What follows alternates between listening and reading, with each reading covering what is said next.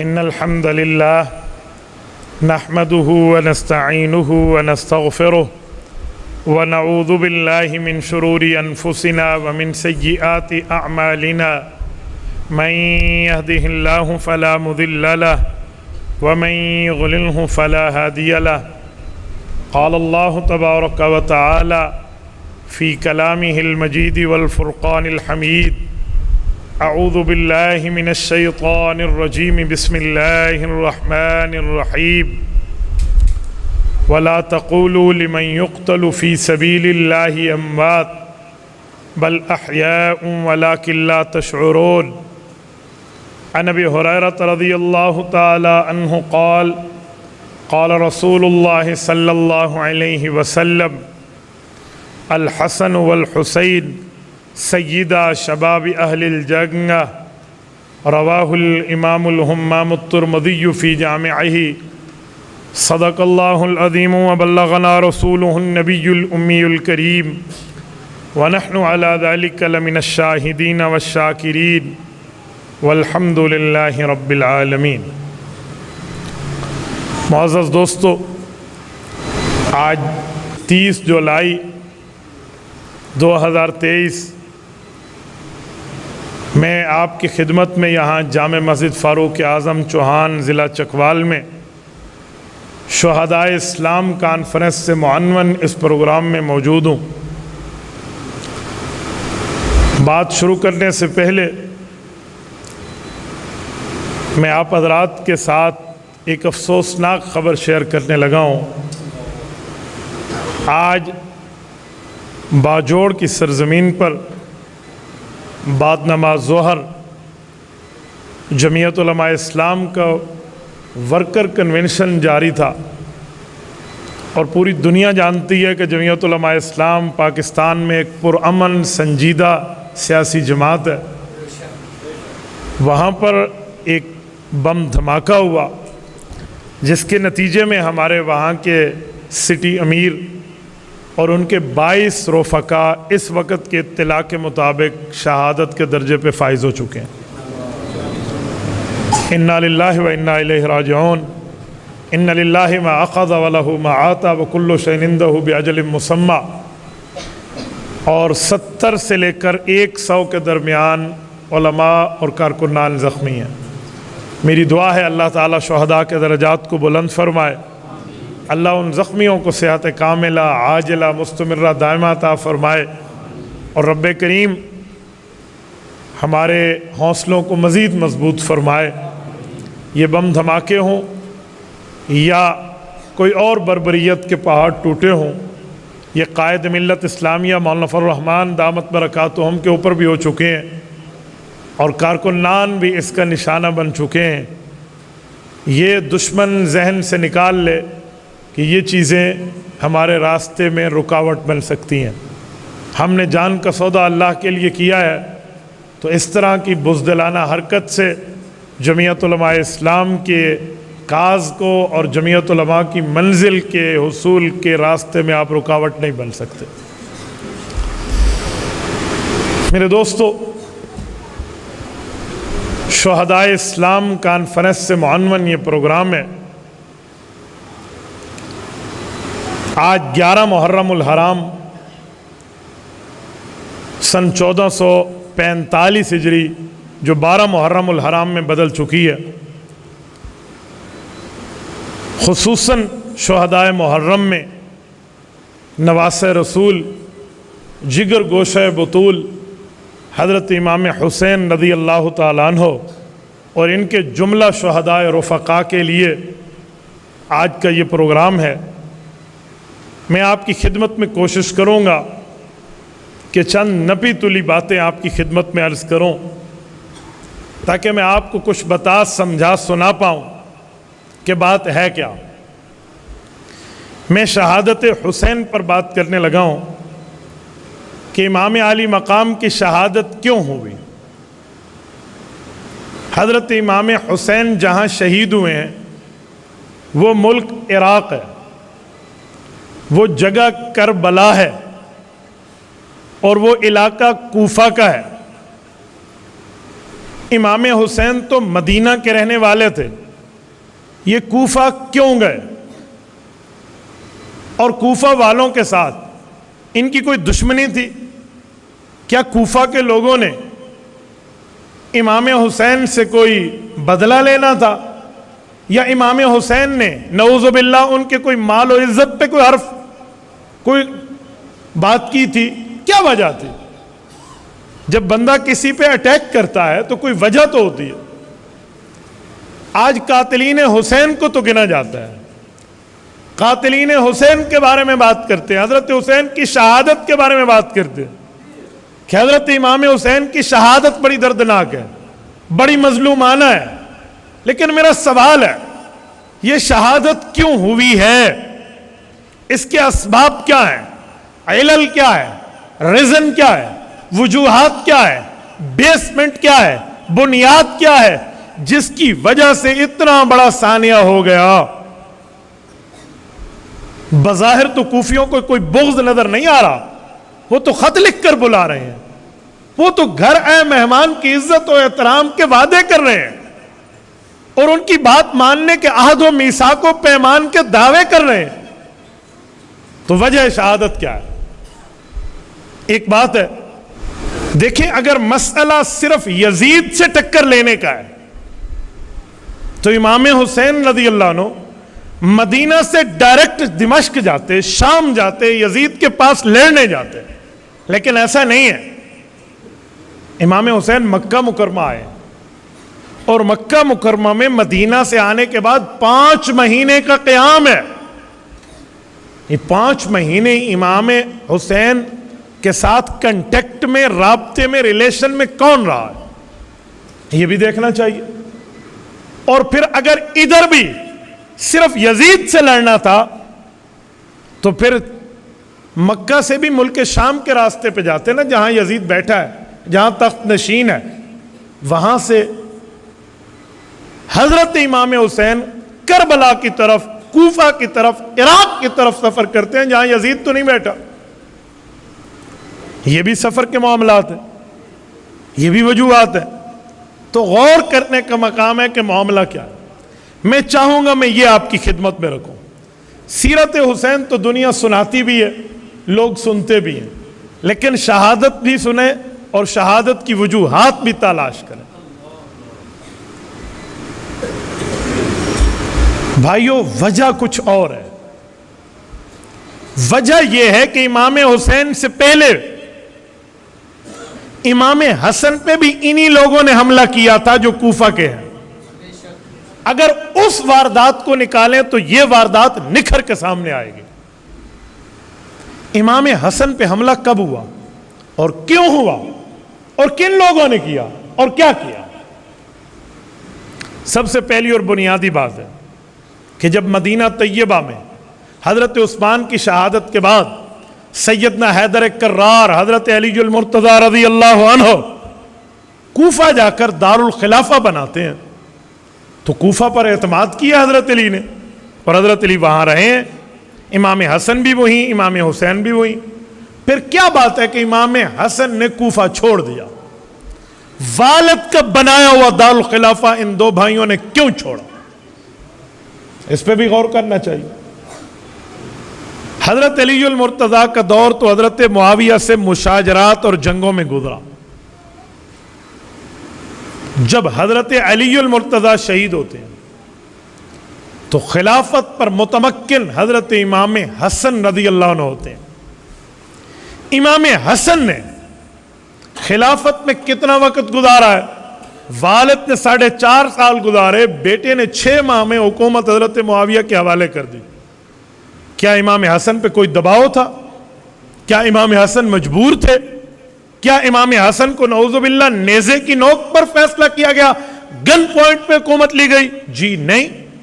ان تمام سوالات کا جواب نفی میں امام حسن کی زندگی ان اعتراضات کو ڈینائی کرتی ہے۔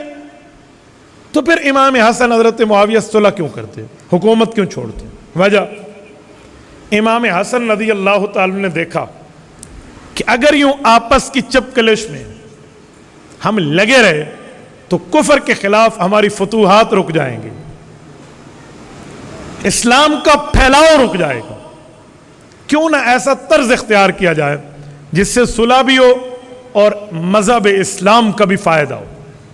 تو امام حسن نے حضرت معاویہ کی طرف سفر کیا، اور حضرت معاویہ نے چچا کا کردار ادا کرتے ہوئے خالی پیپر امام حسن کے سامنے رکھا کہ جو لکھ دیں میری طرف سے پہلے اس پر آمین ہے۔ اور یہاں رسول اللہ صلی اللہ علیہ وسلم کی ایک پیشن گوئی پوری ہوتی ہے، صحیح بخاری میں موجود ہے۔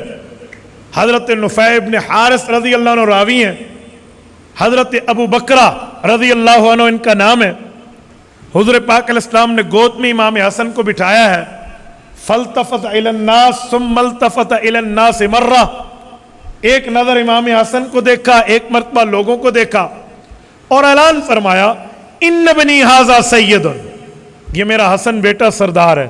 یہ اس وقت کی بات ہو رہی ہے جب امام حسن کی عمر اتنی ہے کہ انہیں گود میں بٹھایا جا رہا ہے، کل ملا کر 6 سال عمر ہو، 5 سال عمر ہو، اور اعلان ہو رہا ہے فلا اللہ، میرا رب مجھے امید ہے ان یصلح بہ، اللہ صلح کرائے گا، بین فئتین عظیمتین من المسلمین، جب خون کی ندیاں بہہ جائیں گی 2 مسلمان گروہوں میں صلح یہ حسن کے ذریعے ہوگی۔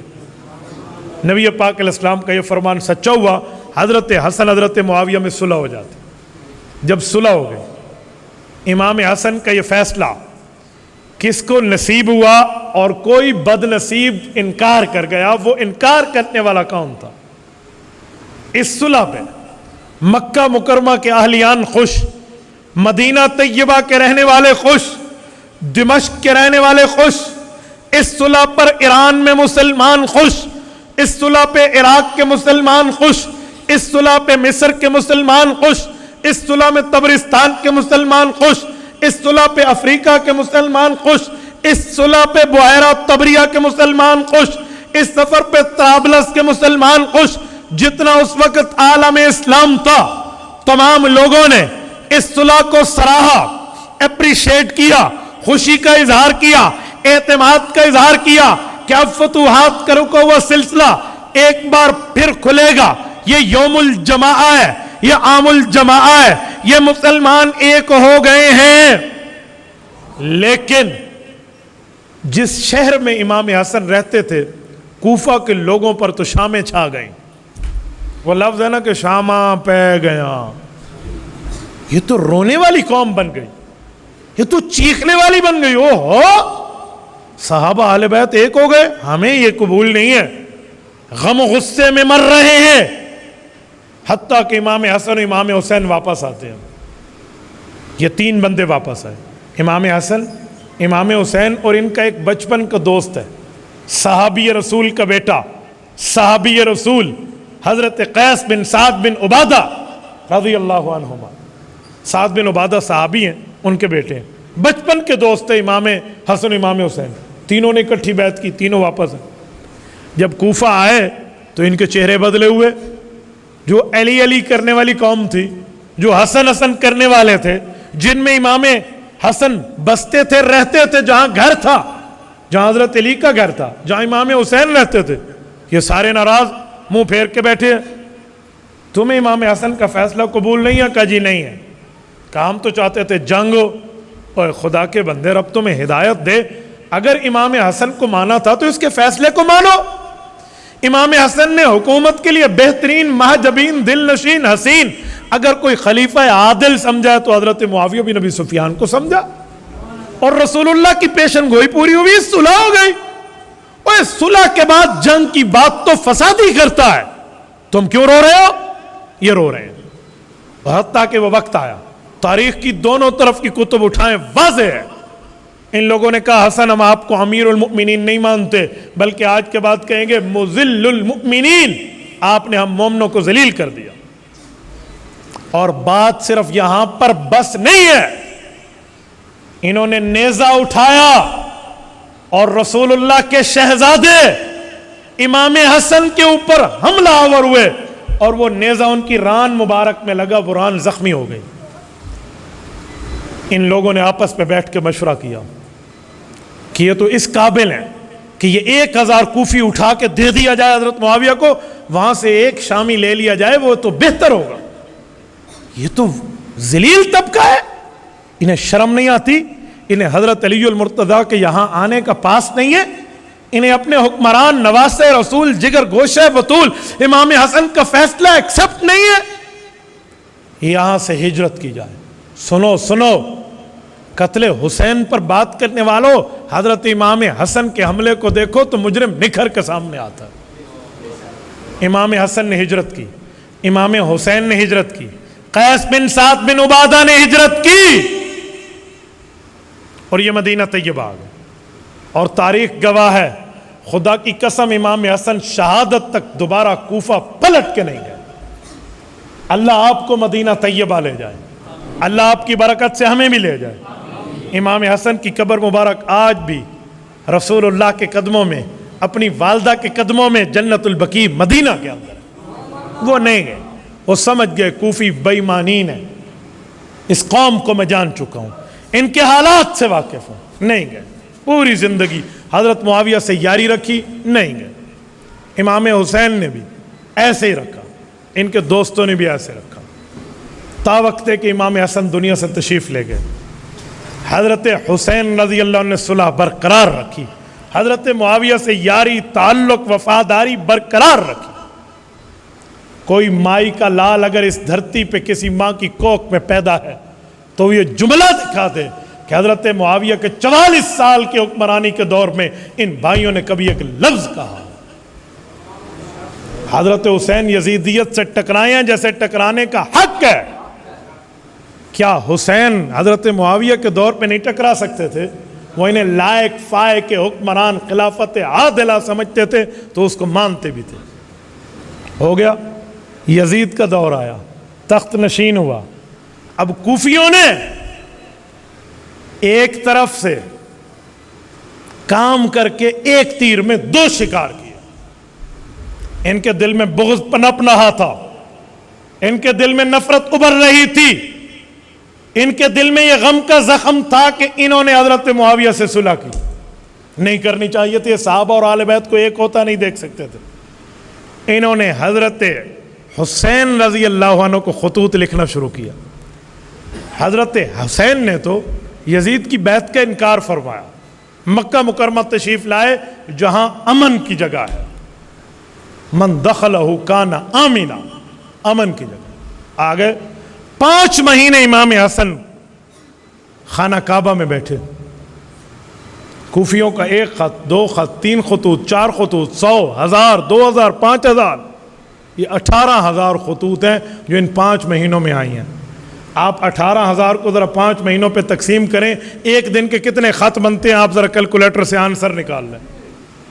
یہ کوفہ سے آ رہے ہیں. امام حسین, ہمارا امام کوئی نہیں ہے, ہمارا بڑا کوئی نہیں ہے, ہمیں دین سکھاؤ, ہمیں سنت سکھاؤ, ہمارے مذہب سمجھاؤ. کئی خطوط تو یہ ہیں, کئی خطوط یہ ہیں. آپ نہ آئے تو قیامت میں اللہ کے دربار میں عرض کریں گے نواسہ رسول کو بلایا تھا, آپ ہی کے والد کا پرانا بسایا ہوا شہر ہے, آپ آئیے, آپ آئیے, آپ آئیے. حضرت حسین ان کی چالوں سے واقف ہیں. نہیں جا رہے, نہیں جا رہے. 1 مہینہ, 2 مہینے, 3 مہینے, 4 مہینے, 5واں مہینہ, حتیٰ کہ ایام حج آ گئے. اس سے پہلے امام حسین کی باتیں سب کو پتہ ہے. حضرت عبداللہ بن عمر نبی پاک علیہ السلام کے سالے, حضرت حسین رضی اللہ عنہ کے ہم زلف. حضرت حسین یزدجر کی بیٹی شہر بانو کے بیٹے خامند ہیں, اور عبداللہ بن عمر شہر بانو کی دوسری بہن کے خامند ہیں. انہیں بھی پتہ, حضرت عبداللہ بن عباس کو پتہ, حضرت عبداللہ بن زبیر کو پتہ, باقیوں کو پتہ. یہ سب کہیں حضرت حسین اعتبار نہ کرنا ان پہ, یہ آپ کے بھائی پہ حملہ آور تھے, آپ کو یاد ہونا چاہیے. انہوں نے آپ کے والد کے ساتھ کیا کیا آپ کو پتہ ہونا چاہیے. جی نہیں جانا, نہیں جانا. جب اتنے خطوط ہزاروں آئے نا تو حضرت حسین نے فرمایا یار کیا کریں, ایک وزٹ کر ہی لینا چاہیے. کہا نہیں حسین, آپ کا خون بڑا قیمتی ہے, آپ نہ جائیے. جب ان کا اصرار بڑھا تو صحابہ کرام نے ایک مشورہ دیا, کہ اپنے سے پہلے کوئی نمائندہ بھیج کے دیکھیں کہ کوفی غدار سے وفادار ہیں یا ابھی تک غدار ہیں, کنفرم کر لیں.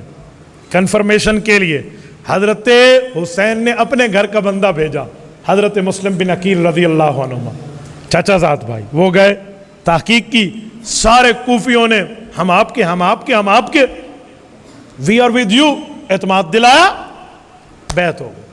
انہوں نے کنفرمیشن لیٹر لکھ دیا. جیسے اعتماد دلانے انہوں نے فوراً خط لکھا کہ بندے ٹھیک ہے, شاید پچھتا رہے ہوں, اپنے پرانے کاموں پہ آپ آ جائیں. اے کاش تقدیر کا کاتب تھوڑا سا مسلم بن عقیل کو جواب لکھنے میں دیر کرا دیتا. ادھر سے خط گیا, ادھر سے ان کی وفاداری غداری میں بدلی. خط امام حسین تک پہنچا ہے. حیرانگی کا مقام, جس دن خط پہنچ رہا ہے مکہ میں, اس دن کوفہ میں, یہ جو 10 دن کے پیدل 8 دن پیدل کا سفر ہے, اس دن حضرت مسلم بن عقیل شہید ہو رہے ہیں انہی کے ہاتھوں. کیوں؟ یزید کو پتہ چلا تو اس نے ایک بندہ بھیجا جس کا نام ہے عبید اللہ بن زیاد. بہت بڑا ظالم ہے, بے ایمان ہے, قاتلین حسین میں اس کا نام داخل ہے. رب کریم اس پر قیامت تک لعنت برسائے. مجھے کوئی ان سے پیار نہیں ہے, لیکن میں حقیقت اور ریئلٹی بیان کروں گا کہ درمیان میں غداری کس نے کیا. وہ آیا, اس نے چہرے پہ نقاب رکھا ہوا ہے اور ہاتھ میں یوں تلوار لی ہوئی ہے, اور آ کر دارالسلطنت دارالامارہ میں آ کے اس نے گھوڑا روکا ہے. سارے کوفی بھاگتے بھاگتے جمع ہو گئے کہ حسین آئے. اس نے منہ سے نقاب اتارا تو عبداللہ بن زیاد تھا, سخت ترین اس دھرتی کا گورنر. ان کی تو ٹانگیں کانپ گئی, اور انہوں نے کہا کوفیوں تمہاری شرارتیں امیر تک پہنچی ہیں, یزید کا کہا, اور اس نے تمہارے لیے تحفہ بھیجا ہے. یوں نیام سے تلوار نکالی اور یہ دکھا, دیکھا یہ تمہارے لیے یزید نے تحفہ دیا ہے, اور میں یہ تحفہ لے کر آیا ہوں. چکوال کے غیوروں اس کی دھمکی دینے کی دیر تھی کہ یہ سارے وفاداری غداری میں بدل گئی. اس نے کہا ہم تو آپ کے ساتھ ہیں. نہیں نہیں نہیں, ہم تو ایسے معاملے میں نہیں ہیں. کوئی جا کے اسے بتا رہا ہے کہ ہانی بن عروہ کے گھر مسلم بن عقیل موجود ہے. اس ظالم نے انہیں بلوا کر شہید کر دیا, پناہ دینے والے کو بھی مار دیا, چھوٹے چھوٹے بچوں تک کا ظلم کر لیا. شہادتیں ہو گئی. ان کوفیوں کی جو ہاتھ میں قلم تھے نا حضرت حسین کے لیے, ان ہاتھوں میں تلواریں آ گئیں. ادھر جب کنفرمیشن کا لیٹر مکہ میں آیا تو جو صحابہ حضرت حسین کو سفر سے روک رہے تھے, انہوں نے کہا کہ حسین ابن علی اب تو ہماری بات پوری ہو گئی, اب تو وہاں سے تصدیق ہو گئی ہے, اب آپ جائیں گے. چلو حضرت حسین اللہ کے حوالے کر کے یوں چل پڑے. وہ مقام زبالہ, ایک روایت میں مقام زیالہ, یہ عراق سٹی کا قریب ہے, یہاں پہنچ کے حضرت حسین کو پتہ چلتا ہے کہ یہ تو غداری میں بدل گئے. حضرت حسین آگے بڑھتے ہیں تو اس وقت ابن زیاد کی طرف سے آیا ہوا ایک کمانڈر حر بن یزید, اللہ اس پر بھی رحمت نازل کرے, اس نے بعد میں اپنے گناہ کا کفارہ بھی دیا. حر آگے آیا اور اس نے امام حسین کا راستہ روکا. حضرت حسین نے بتایا کہ میں آیا نہیں ہوں, بلایا گیا, مجھے بلایا ہے, میں انوائٹیڈ ہوں. یہ دیکھیں یہ خطوط ہے. اس نے کہا جی بہت اچھا, ہمیں بھی آپ سے کوئی تعرض نہیں کرنا, لیکن مجھے گورنر کوفہ نے بتایا. تو گورنر کوفہ کون؟ کہا اب تو گورنر بدل گیا, پرانے گورنر جو صحابی تھے ان کو تو ہٹا دیا گیا. حضرت نعمان ابن بشیر کو کہا اچھا تو بڑے رحم دل تھے, رسول اللہ کے صحابی تھے, کہا یزید نے انہیں ہٹا دیا. وہاں تو اب ابن زیاد آ گیا. کہا اللہ اکبر. حضرت حسین کو یہ احوال معلوم ہوئے تو کہا اسی نے مجھے بھیجا کہ میں آپ کا راستہ روکوں. حضرت حسین نے پوچھا کس حیثیت سے روکو؟ میں تو کوفہ جانا چاہ رہا ہوں. انہوں نے کہا جی نہیں آنا, میں نے یہاں روکنا ہے. تو حضرت حسین نے فرمایا یار عجیب بات ہے, اگر ان لوگوں کی رائے بدل گئی ہے تو میں واپس چلا جاؤں, لیکن یہ مجھے جانے تو دیں. انہوں نے کہا جی میں آپ آل رسول ہیں, میں عزت کرتا ہوں, نہ واپس جانے دوں گا نہ کوفہ. کہیں اور جانا ہو تو آپ اور میں اتنے دن چل پڑتے ہیں جتنے دن تک میں اس کو خط لکھوں گا گورنر کا جواب نہ آ جائے. کہا جی ٹھیک ہے. تیسرے راستے پہ معاہدہ کر کے چل پڑے, جہاں چلتے چلتے کربلا آئی ہے. یہ جو لوگ کہتے ہیں نا کہ کربلا یہ یزید کی طرف حضرت حسین سفر کر رہے تھے, کوفہ کا راستہ نہیں تھا, ان ظالموں کو پتہ نہیں ہے. یہ نقشہ دکھا دکھا کے کوئی یزیدی ہمیں دکھاتے وہ ادھر نہیں جا رہے تھے, حضرت حسین تو یزید کے پاس نعوذ باللہ بیعت کرنے جا رہے تھے. ان یزیدی بد دماغوں کو میں کہتا ہوں تمہارا دماغ بھی معاف ہو چکا ہے, تم یہ بونگیاں مار رہے ہو. یہ حر بن یزید کے ساتھ معاہدہ ہوا تھا کہ نہ کوفہ کے راستے پہ نہ مکہ کے راستے پہ, کسی تیسرے راستے میں چلیں. تو حضرت حسین نے اس معاہدے کی پابندی کرتے اس طرف سفر شروع کیا. حضرت حسین کو یزید سے کوئی سروکار نہیں تھا. میرے دوستو, اس نے خط لکھا تو جواب آیا کہ تو نے بڑی نرمی کر دی ہے, لہٰذا تو ہٹ جا, اب میں عمر بن سعد کو بھیج رہا ہوں، پھر اس کے بعد شمر کو بھیج رہا ہوں، اور نے مختلف گورنر بھیجے، قائد کو میرے ہاتھ پہ بیعت کرو۔ تو جو حسین ابن علی یزید کو در خوب اعتنا نہیں سمجھتے کہ اس کے ہاتھ پہ بیعت کروں، ان کے سامنے ابن زیاد کیا ہے، کیا فدی کو شوربہ، یہ کیا ہے کہ اس کی بیعت امام حسین کر لیں۔ تو عمر بن سعد آ گیا، یہ معزول ہو گیا جو پہلا تھا، اور اس نے اس موقع پر کہا کہ تم ظلم کر رہے ہو، وہ آئے نہیں ہیں، بلائے گئے ہیں، جنہوں نے بلایا ان کے ساتھ ان کا سامنا کرا دو۔ کیوں بلایا؟ وہ تو کوئی لڑائی کے ارادے سے نہیں آیا، وہ تو ود فیملی آئے ہیں، اور کی بات نہیں مانی گئی۔ اس بات پہ عمر بن سعد نے بھی تھوڑی نرمی کی۔ تو جب دوبارہ ابن زیاد تک خط گیا نا کہ ہم کیا کریں، تھوڑا یہ کریں وہ کریں، تو درمیانہ راستہ نکالیں، تو وہاں شمر بیٹھا تھا۔ شمر نے اپنا عہدہ پکا کرنے کے لیے ابن زیاد کے کان میں کہا کہ عمر بن سعد اور حر یہ دونوں ادھر مل گئے ہیں، اگر تم مجھے فلاں عہدہ دے دو، مجھے بھیجو، میں وہاں مل کے دکھاؤں گا کہ ہوتا کیا۔ میں نے کہا جی بہت اچھا۔ اس نے وہاں سے 2 خط لیے ابن زیاد سے، ایک خط عمر بن سعد کی معزولی کا، اور دوسرا خط ایک لالچ کا۔ وہ خط یہ تھا کہ حضرت حسین کے ساتھ حضرت علی المرتضیٰ کے باقی بیٹے بھی تو تھے نا، حضرت حسین کے بھائی، ان میں 3 بھائی وہ ہیں جو حضرت علی کی بیوی ام البنین کی اولاد ہیں، ابو بکر ابن علی، عمر ابن علی، عثمان ابن علی، یہ حضرت علی کے بیٹے ہیں، ام البنین کی اولاد ہیں۔ ام البنین شمر کے اور ام البنین کی قوم ایک تھی، تو قومی بہن تھی ان کی، حضرت علی کی یہ بیوی۔ تو شمر نے کہا یہ میرے قومی بھانجے لگتے ہیں، اگر حسین کے 3 بھائی، علی کے 3 فرزند میری طرف آ گئے، امان کا خط لے کر جاتا ہوں، ہمارا کام بن جائے گا۔ تو شمر آیا اور حضرت حسین کے لشکر میں ان کو دیکھ کر کہتے تم تو میرے قومی بہن کے بیٹے ہو، لہٰذا یہ تمہیں امان کا خط ہے، حضرت حسین سے غداری کر کے ادھر آ جاؤ، وعدہ معاف گواہ بن جاؤ، ہم نے ان کے خلاف ایکشن کرنا ہے۔ تو ان کی رگوں میں بھی تو خون حیدر دوڑ رہا تھا نا۔ انہوں نے خط لیا اور شمر کے منہ پہ دے مار، کہے تمہارے خون میں یہ غداری ہے، ہم اپنے بھائی پہ جان وار دیں گے، غدار نہیں بنے۔ جب دیکھا نا کہ کوئی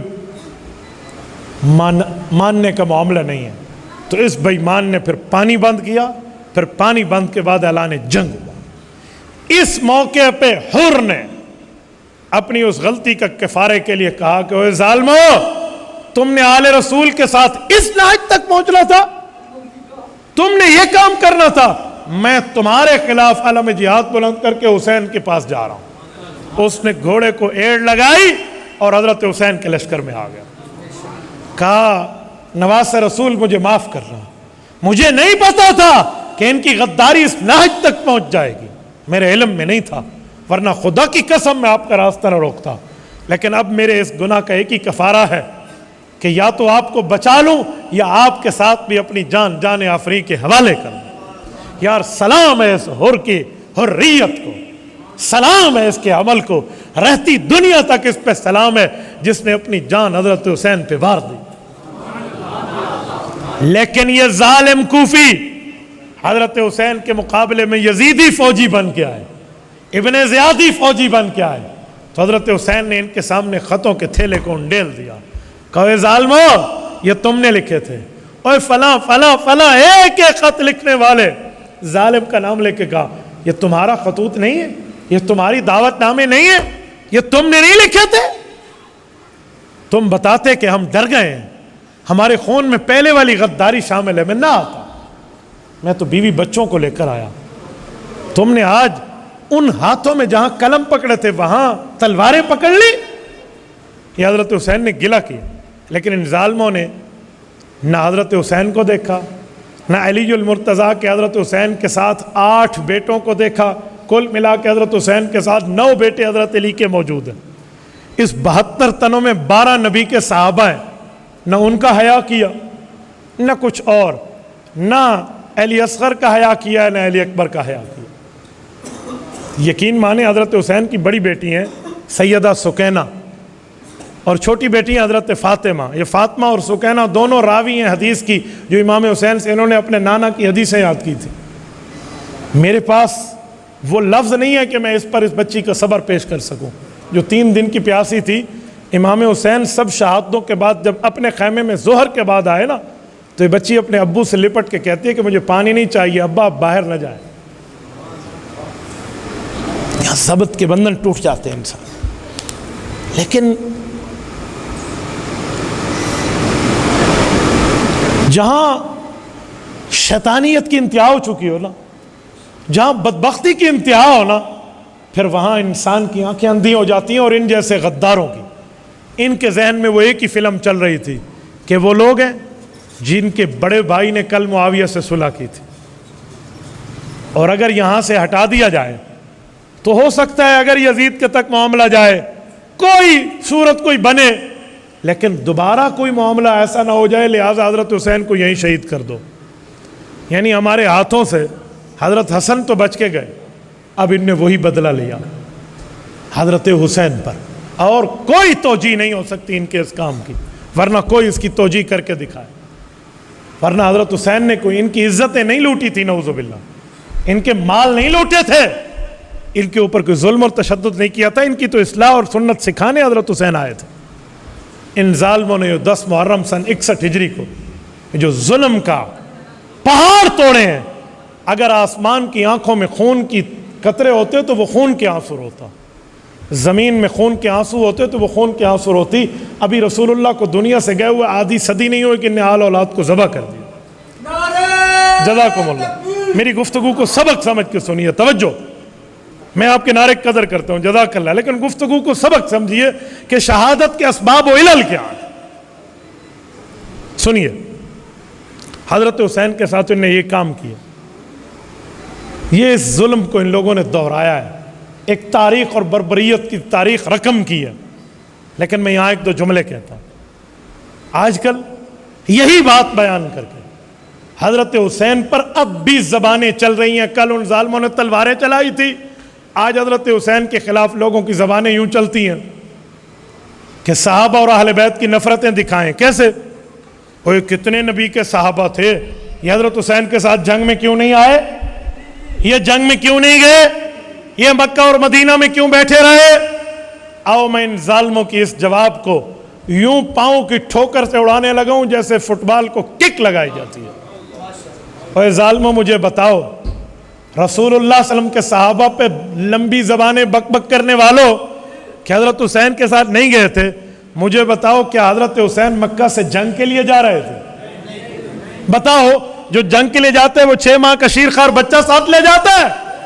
جب حضرت حسین جنگ کے لیے نہیں جا رہے تھے اور ان کی طرف سے اعلان جنگ نہیں تھا اور یہ یزید کے اوپر حملہ آور کے لیے نہیں جا رہے تھے، تو صحابہ کس لیے ساتھ جاتے جنگ میں تعاون کے لیے؟ جنگ کی تو بات ہی نہیں تھی، پہلی بات۔ اور دوسری بات، حضرت حسین کے سگے بھائی ہیں باپ شریک حضرت محمد بن حنفیہ رضی اللہ عنہ، حضرت علی کے بیٹے ہیں، اور یہ وہ بیٹے ہیں جن کو حضرت علی المرتضیٰ فرماتے تھے میری آنکھیں اور میرے بازو ہیں۔ صفین میں ان کی مجاہدانہ کردار پہ حضرت علی نے فخر فرمایا تھا۔ یہ بھائی بھی تو حضرت حسین کے ساتھ نہیں گئے، سگے بھائی ہیں حضرت حسین کے، مکہ میں رہنے والے ہیں، یہ بھی تو نہیں گئے۔ یہ تو حضرت علی المرتضیٰ کے گھر کا فرض ہے، حضرت حسین کے گھر کے فرض ہے۔ جو جواب تم حضرت محمد بن حنفیہ رضی اللہ عنہ کے اس حیدر کے بیٹے کے نہ جانے کا دو گے، وہی جواب صحابہ کے لیے دے دو نا کہ جنگ کا اعلان نہیں تھا۔ اور میں چکوال میں بیٹھا ہوں، یہاں اکثریت آوان قوم ہے یا نہیں ہے؟ آوان بھی سید ہے، اور یہ کن کی اولاد ہے؟ حضرت علی کی۔ کس بیٹے سے؟ اسی محمد بن حنفیہ سے۔ آوانوں میں تمہارے ابا جان کی بات کر رہا ہوں، میں تمہارے جد امجد کی بات کر رہا ہوں۔ یہ بھی تو تشریف نہیں لے گئے، کیا کہو گے؟ حضرت حسن کے بڑے بیٹے حضرت حسن مثنیٰ سیدہ صغرا رضی اللہ عنہ کے والد ساری خاوند، یہ بھی تو اپنے چاچوں کے ساتھ نہیں گئے۔ اگر جنگ کا اعلان ہوتا تو یہ اہل بیت بھی جاتے ہیں، اور جنگ کا اعلان نہیں تھا، وہ تو وزٹ کے لیے گئے تھے ان کی خطوط کی دعوت پر۔ نمبر 3، حضرت حسین کے ساتھ 12 صحابہ شہید ہیں، 72 تنوں میں شامل ہیں۔ تم عقل کے اندھے ہو، تمہیں وہ نظر نہیں آتا؟ اور اگلی بات، مخالف لشکر ادھر 72 ہیں ادھر 40,000 ہیں، ایک روایت 22 کی بھی ہے, ایک روایت 70-80 ہزار کی بھی ہے. ان ہزاروں میں جو مقابلے میں یزیدی اور ابن زیادی فوج تھی, ایک صحابی بھی شامل نہیں ہے. یہ نظر نہیں آتا. ادھر صحابہ پہ بک بک کرتے ہو, یہاں نہیں دیکھتے.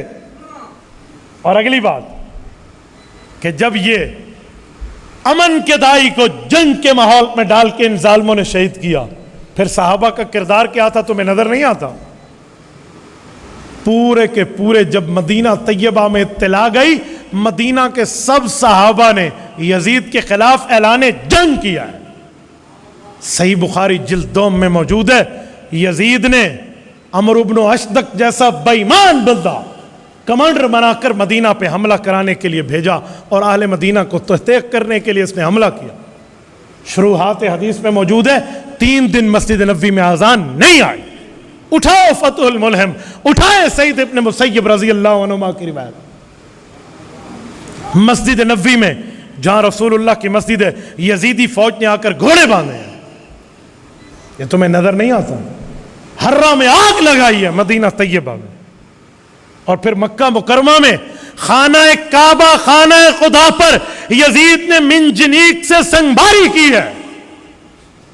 مکیوں نے بھی تو مکہ کے اہل ہونے کا حق ادا کر کے یزید کی آنکھوں سے آنکھیں چار کیے تھے. آپ جانتے ہو منجنیق کیا ہے؟ آج کے زمانے میں جسے توپ کہتے ہیں, پرانے زمانے میں سے منجنیق کہتے تھے. 40 آدمی پتھر باندھ کے یوں کھینچ کے پھینکتے تھے, توپ کی گولے کی طرح کسی قلعے میں گزرتا تو وہ اسے تحقیق کر دیتا. یزید نے یہ منجنیقیں باندھ کے مختلف پہاڑیوں پہ, خانہ کعبہ پہ, حضرت عبداللہ ابن زبیر نبی پاک کے صحابی کے بیٹے صحابی حضرت ابوبکر رضی اللہ تعالیٰ کے نواسے کے لیے اور صحابی رسول کے لیے یزید نے یہ خانہ کعبہ پہ سنگباریاں کرائی ہیں. یہ نظر نہیں آتا؟ اور یہی سنگباری ہو رہی تھی کہ یزید دنیا سے دفع ہو گیا اور پتہ چلا کہ وہ مر گیا ہے, تو یہ فوج سب کچھ چھوڑ چھاڑ کے واپس بھاگ گئی.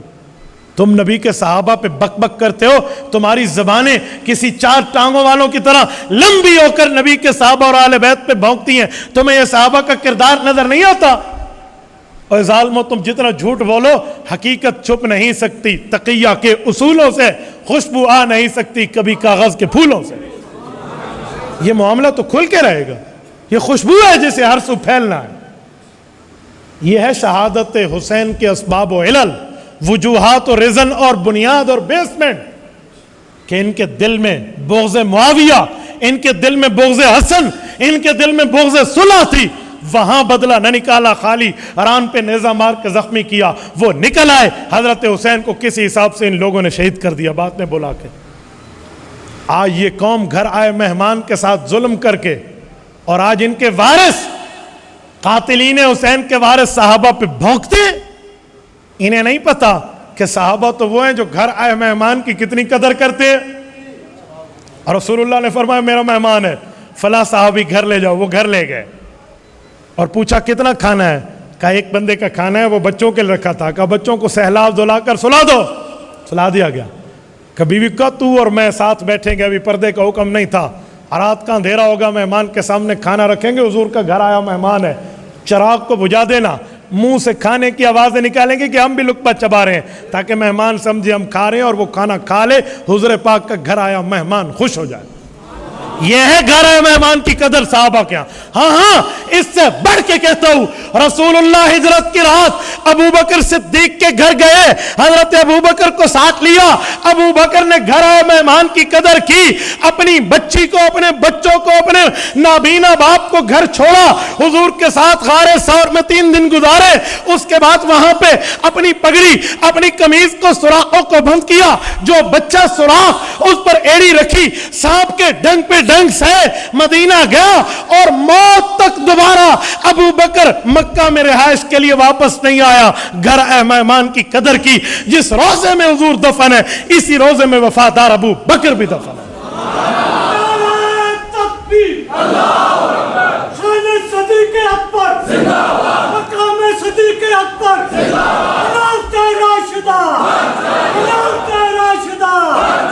اور گھر آئے مہمان کی قدر تو صحابہ یوں کرتے ہیں. تم ظالموں نے حسین کو گھر بلا کر ناقدری کی اور بک بک نبی کے صحابہ پہ کی. یاد رکھیں یہ جرم کبھی معاف نہیں ہوگا، اللہ کی پکڑ آئی اور آئی رہے گی۔ حضرت حسین کی شہادت کے بعد علی کی لخت جگر، حضرت فاطمہ کی نور نظر، حضرت اماں زینب رضی اللہ عنہا نے دعا کے لیے ہاتھ اٹھا کے عرض کی، میرے اللہ انہوں نے میرا حافظ شہید کیا ہے، قیامت تک ان کی نسلوں میں قرآن کا حافظ نہ ہو۔ میرا قاری شہید کیا ہے، قیامت تک یہ قرآن سے دور ہوں۔ بیٹا وہ دعا علی کی بیٹی کی مقبول ہے، تا قیامت قبول ہے۔ میرے دوستو یہ چند باتیں میں نے حضرت حسین کی شہادت کے حوالے سے کی ہیں۔ اللہ تعالیٰ آپ کو اور ہمیں حضرت حسین کی سیرت پر عمل کرنے کی توفیق عطا فرمائے۔ حضرت مولانا سبیل لگانا کیسا ہے؟ لوگ پانی کی سبیل لگاتے ہیں ان دنوں میں، پوچھیں کیوں لگاتے ہیں؟ کہتے ہیں حضرت حسین پیاسے شہید ہوئے تھے لہٰذا تم پانی پی لو۔ شرم کرو، یہ کون سا نظریہ ہے؟ حضرت حسین پیاسے شہید ہوئے تھے، تم پانی پی لو۔ اور سبیل سے تو بہتر تھا تم روزہ رکھ لیتے تاکہ تمہیں بھی حضرت حسین کی اس چیز کا احساس تو ہوتا۔ لو جی ہاں پانی پی لو، پانی پی لو، پانی کیوں؟ حضرت حسین پیاسا شہید ہوا تھا۔ اللہ خلانت ہے، کیڑی گل ہے؟ توجہ کو کرنے والی بات کریں۔ یہ کہتے ہیں جو پیچھے میرے بینر پہ یہ سارے 7 خلفاء کے نام لکھے ہوئے ہیں تو خلافت راشدہ تو حق جار یار ہے، یہ 7 خلفاء کی وضاحت کریں، یہ ذرا دکھائیں نا۔ یہ جو حضرت ابو بکر سے لے کر حضرت عبداللہ بن زبیر رضی اللہ عنہ تک یہ 7 خلفاء کے نام ہیں۔ آپ شروع میں لکھا ہوا جملہ بھی تو پڑھ لیں، ادھر لکھا ہے اسماء جمیع الخلفاء من الصحابہ، یہ ان 7 خلیفوں کے نام ہیں جو صحابہ میں خلفاء بنے ہیں۔ خلافت راشدہ تو ہے 4، باقی خلافت عادلہ ہے۔ خلافت راشدہ تو 4 ہے، اس میں تو کوئی شک نہیں ہے۔ خلافت راشدہ موعودہ فی القرآن حضرت علی تک ہے، باقی خلافت عادلہ ہے۔ یہ نہیں ہے کہ وہ خلافت راشدہ میں کوئی اضافہ ہے، اتنی سی بات ہے۔ باقی خلیفہ راشد حضرت ابوبکر، حضرت عمر، عثمان، حضرت علی ہیں۔ یہ صحابہ کرام میں مختلف وہ شخصیات جن کو حکومت ملی ہے، یہ ان کا نام لکھا ہوا ہے۔ اس سے آپ خلافت راشدہ کے عقیدہ کا انکار نہ سمجھیں۔ خلافت راشدہ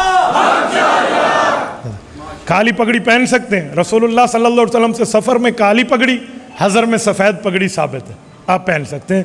سفر میں ہو تو کالی پہن لیں، حضر گھر میں ہو تو سفید پہن لیں، بالکل جائز ہے، کوئی منع نہیں ہے۔ لیکن محرم میں تو جبہ بھی سفید استعمال کرتا ہوں، ان دنوں میں مشابہت سے بچنا چاہیے۔ قائد ملت اسلامی حضرت مولانا فضل الرحمان صاحب کے بارے میں کیا خیال ہے؟ 6 لاکھ علماء کا قائد ہے اس وقت مولانا فضل الرحمان۔ پورے پاکستان کا کوئی شیخ الحدیث نہیں ہے جو اس کا مخالف ہو، کوئی پیر طریقت نہیں ہے جو ان کا مخالف ہو، کوئی ایسا مفتی جس کے 4 بندے فتویٰ مانے، نقلی مفتی نہیں، مفت کے مفتی نہیں، فتوے والے مفتی جن کی دنیا فتویٰ مانے، وہ ان کے مخالف ہوں، کچھ بھی نہیں ہے۔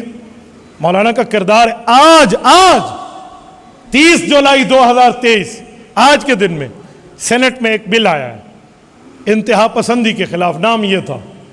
اس کو جس نے پیش کیا تو وہاں پر علماء کرام کی ان گفتگوؤں کی پابندی تھی، تو جمعیت کھڑی ہو گئی، مولانا عبدالغفور حیدری کھڑے ہوئے، بھائی کامران مرتضیٰ ہمارے سینیٹر کھڑے ہوئے، انہوں نے کہا ہم رگڑ کے رکھ دیں گے یہ بل پاس ہوا تو، اور وہ بل بھی ڈراپ ہو گیا۔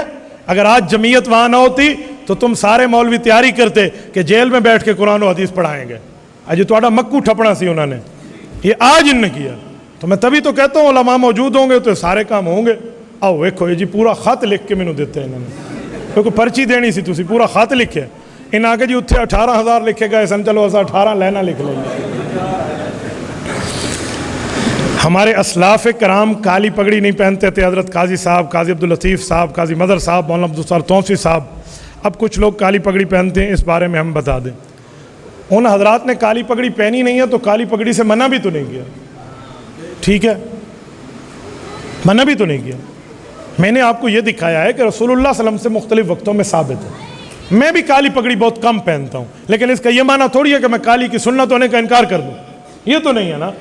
پہن لیں آپ کی مرضی، نہ پہنے آپ کی مرضی، لیکن کالی پگڑی حدیث میں ثابت ہے، صحیح بخاری میں موجود ہے، جلد نمبر 2 میں ہے، دخل رسول اللہ صلی اللہ علیہ وسلم مکہ وعلیہ امامۃ السوداء، حضور اقدس صلی اللہ علیہ وسلم مکہ مکرمہ تشریف لائے فاتح بن کے، اور حضور پاک کے سر مبارک پہ کالی پگڑی تھی۔ پر محرم کے دنوں میں مشابہت سے بچ جاؤ، میں بھی یہی کہتا ہوں۔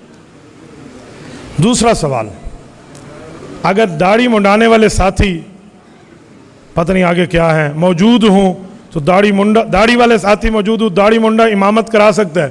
اور داڑھی منڈے کے پیچھے 2 رکعت چھوڑو، ہم 1 رکعت بھی پڑھنے کے قائل نہیں ہیں، ٹھیک ہے؟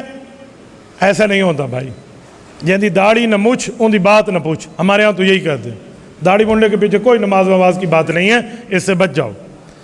بعض ساتھی چھوٹے بچوں کو پہلے صف میں نماز میں کھڑا کر دیتے ہیں، اس بارے میں بتائیں۔ ہاں اے تو اچھا کہتے میرے تو پوچھا، ٹھیک ہے؟ اگر بچہ عاقل بالغ ہے، یعنی عاقل کا مطلب بالغ تو نہیں، عاقل کا مطلب یہ کم از کم 4-5 سال کی عمر ہے، وہ پلیتی کا خیال رکھتا ہے، پیشاب نہیں کرے گا مسجد میں، تو والد اسے اپنے ساتھ کھڑا کرے، چاہے پہلی صف ہے چاہے دوسری صف ہے، جہاں ابا ٹھہرا ہے ساتھ کھڑا کرے۔ کیوں؟ اس کے 2 فائدے ہوں گے، نماز بھی سیکھے گا، باپ کے ڈر کے مارے شرارت بھی نہیں کرے گا۔ اور آپ نے کہا نا بچہ تو پیچھے، اس نے پیچھے او غڑ دنگ مچانا ہے، تو انہوں یاد ہی نہیں رہنا دوسرا رکعت ہے یا تیسری رکعت ہے، اس کو اپنے ساتھ ٹھہراؤ، بہت اچھا ہے۔ آج کل ہمارے کچھ خشک صوفی بنتے ہیں، بچہ مسجد میں آ گیا، نہ چاچا بھول گئے سینما میں جاتا، مسجد میں کیوں آیا ہے؟ عجیب بات ہے بابا، ہم اپنے ابو کے ساتھ مسجد آئے ہیں تو آج مسجد آ رہے ہیں، اگر ہم یوں مسجد نہ آتے تو تبلیغی جماعت بیچاری گشت کر کر کے تھک جاتی ہے، آج آسو تسی جاؤ آ جاؤ وہاں جائیں گے، ٹھیک ہے؟ انشاءاللہ بھی نہیں کہتے۔ ایک بندے نے کہا وہ کیڑی چیز ہے جی آکھڑی پوندی ہے تو کرنی نہیں پوندی، وہ انشاءاللہ بھی نہیں کہتا تھا۔ تو یہ عالم نہیں ہونا چاہیے، بچے کو اپنے ساتھ ٹھہرائیں، بہت اچھا ہے، بہت اچھی بات ہے، بچوں کو مسجد لائیں۔ جس دن آپ سلام پھیریں اور پیچھے بچوں کی آواز نہ آئے نا، اپنی اگلی نسلوں پر ان کے نمازوں پر فاتحہ پڑھ لو۔ پھر اکثر علماء اپنے نام کے ساتھ صدیقی لکھتے ہیں، فاروقی لکھتے ہیں، عثمانی لکھتے ہیں، حیدری لکھتے ہیں، علوی لکھتے ہیں، کیا یہ غلط ہے؟ بابا اگر حضرت ابوبکر کی اولاد ہے تو صدیقی لکھے نا، کیا پرابلم ہے؟ حضرت عمر عثمان حضرت علی کی اولاد ہے تو لکھیں، آپ کو کیا مسئلہ ہے؟ اور اولاد نہیں ہے برکت کے لیے لکھتے ہیں تو برکت کے لیے بھی ہمارے حضرات لگایا رکھتے ہیں ساتھ، ضروری تو نہیں ہے لیکن برکات کے لیے لگایا جانا کوئی مسئلہ نہیں ہے، تو اس پر کیا پرابلم ہے؟ برکت کے لیے کوئی لگا دے، آپ بھی تو خدامی اپنی جماعت کے ساتھ ہم لوگ لگا دیتے ہیں، تو یہ کوئی جرم ہے؟ نہیں میں خدامی نہیں لکھتا، تو بھی نسبت ہے، تو بہت سی ایسی نسبتیں ہوتی ہیں جس کو بندہ لگا۔ اب شیخ الہند حضرت مولانا محمود حسن دیوبندی کے ساتھ لگتا ہے تو کیا کہیں گے؟ ہندوستان کرانا دا ملک شیخ الہند نہ آکھو، کہیں گے؟ یہ اس طرح کی خشک صوفیانہ تبصرے سے بندہ محفوظ رہے۔ اقول قولی ھذا واستغفر اللہ وآخر دعوانا ان الحمد للہ رب العالمین۔